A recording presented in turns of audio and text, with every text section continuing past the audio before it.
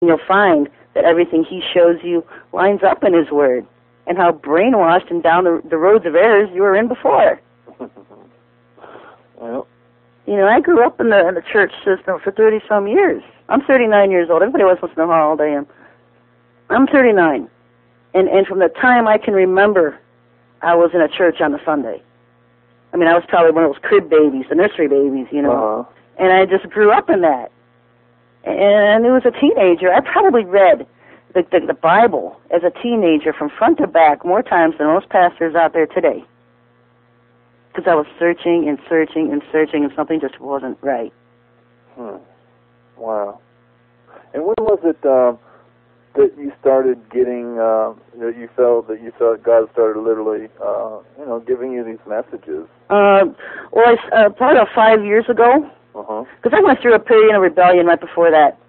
And I was just about to just hit the face on the concrete, you know, because I was frustrated and mad. Because he was been showing me stuff earlier than that about all the deceptions in the churches. And so he gave me something I had always wanted, and when he gave it to me, I threw a tantrum. You bought into the rapture? Oh, of course. Now, there is a rapture, so to speak. First fruits rapture. Right? I mean, but it's not this million people thing.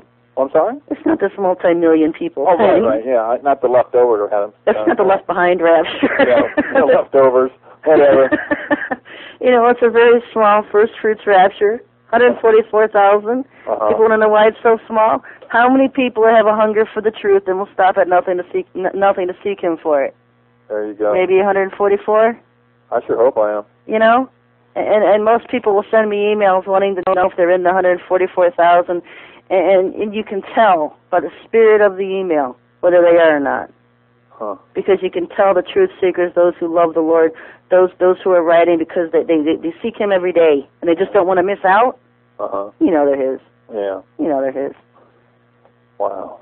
You know, but you get these other ones that are just so full of head knowledge, and they want to debate you, their head knowledge against your heart wisdom. True. And there's just no, how do you fight an unarmed man? You know, you can have all the head knowledge you want. I used to be there. I used to read 5 books a week for 2 or 3 years. I read almost every book in this little library in town. And I just couldn't get enough of soaking in biographies, autobiographies, anything that was going on in the world's events. I was working on a book at the time, and it just snowballed into all these other different things that I started studying about history as I'm trying to write a book about the future. And it makes sense because the Lord's always told me over the last 4 or 5 years that if you want to know the end, you need to know the beginning. True. And everything comes around in a circle. And you know what, just as you said, the last days will be as the days of Noah. And we know most people just don't realize what was going on in the days of Noah. No, that's because they're going to be raptured out of here. They don't need to worry about it, right? And that's what they think. Right. Well, you know, we're going to be here a while. We're going to be here to actually see Him come to power but not know it's Him. I'm kind of the mind that's when the 7th trump will be blown. Actually, I guess that's the 6th, isn't it? You think we'll be here when Apollyon is here himself? When the Antichrist is here? Yeah. I think we're going to be here up until the point that the mark is enforced on the world, because He says He will save the Church of Philadelphia from the hour of temptation that comes upon the world. And that hour of temptation is the time period that the mark is enforced on the world. But the mark, it's not. The mark is not literal. It could be literal. It could be not. Well, don't you? Either way.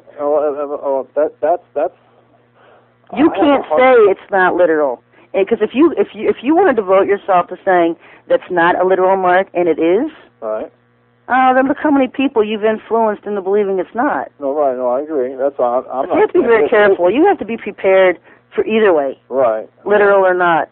If it's going to be a mind thing where you're joining his kingdom, or a literal thing like a license where you can't do anything in it without it. Well, pretty much everybody's already got the mark if it's not literal, because everyone's accepted the deception. Yeah, we've gone along with this since the time we were born, and this has to be some kind of a spiritual choice that you make, though, which would make more sense for it to be a literal. Because you have to make a spiritual choice here. And most people don't realize the spiritual as much as at the time it's going to be more of a materialistic choice.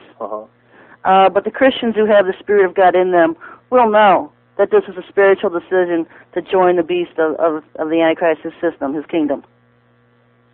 They're going to know. And he's got his messengers, everywhere that will be warning people. We've started sounding the alarms on the national ID card. If it comes down to the retinal eye scanning and the fingerprinting, to beware. Oh, most definitely. Because even this thing... I know they just passed a law last week, right? Yeah, it's going to come in stages, though. It's going to come right now as just a magnetic strip on the back of it, and then later it can be upgraded to where it contains a retinal eye scan and a fingerprint. And when it gets to that point, I don't think there's a Christian on this planet that can go along with it. At least a literate Christian. Because that could fulfill the mark of Revelation chapter 13. Because your forehead and your right hand. Even if it is just putting your forehead up against a scanner machine, try being John 2,000 years ago trying to describe this stuff. Right. And so you can't take that chance. That's true. Unless the Lord himself tells you it's not it, then you better have second and third and fourth and fifth and 100 guesses and just not do it. Well, the only reason I've never questioned God. I'd be a fool to do that. But in order to seek truth and to seek His face, you got to ask these questions.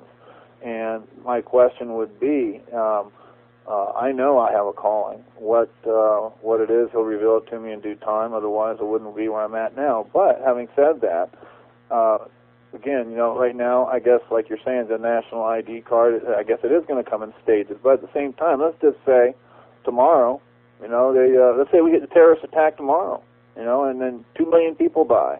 You're going to see, some major changes, and I will not be surprised if overnight, they want to implant people, and then at that point, you have to say to yourself, okay, as a believer in Christ and willing to die for Him, God is either going to miraculously somehow take care of you, and that's going to take a lot of faith, or you're going to starve to death. Yeah. Well, millions are going to starve. I'll tell you that. They're going to starve and they're going to lose their heads because it says, the souls under the altar and the fifth seal, that the souls who die for their faith are innumerable. So there is going to be a lot of suffering and death for His people, and that's the thing that people don't think they're going to have any suffering during the tribulation period. The whole lie of the pre-trib rapture that takes them away from it all. But see, these are the ones that are going to be tested. These are ones that have been left. The bulk of the majority of the church crowd sitting today that has already been deceived by the beast prophets will be tested at this time. They're really going to have to make a choice. Are you going to keep following that beast prophet or hold on to your faith? Because those beast prophets are going to be telling these people to go get those chips, to go get that mark, that it's not the one that's talked about in the Bible. Right. And so these people are going to have to make a choice. And they're going to realize that they had put all their faith in that beast prophet, that man, and hadn't put their faith in just the one true God. And so they're going to have to make a choice. A lot of them are going to die. The Bible says they will. Well, hey, better die one time than fear. Yeah. And wipe your soul out. Better to die once than a million times over in hell every day. Fear not the man who can take your life, but he who can take your soul. Exactly. And so, yeah. I mean, and there's going to be pickups. Before they ever planned on having martial law in this country, they had a list, the red list of all the big mouths and the people at the forefront that they would take out first. I'm on that list.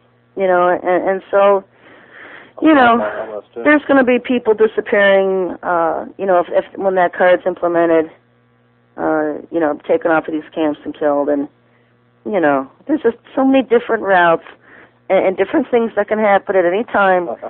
You don't know whether you're living or dying one day or the next. And if you don't care, then just keep living, because I don't care. I just keep doing what I'm called to do. That's true, but, actually, I could care less, but I do have a little girl, and I don't want... Yeah, but the Lord's got her in His hands. That's true. I have 4 kids. Do you? And I've got my neck stuck out here every single week. How old are you? Day in and day out. They range from 4 to 13. Wow.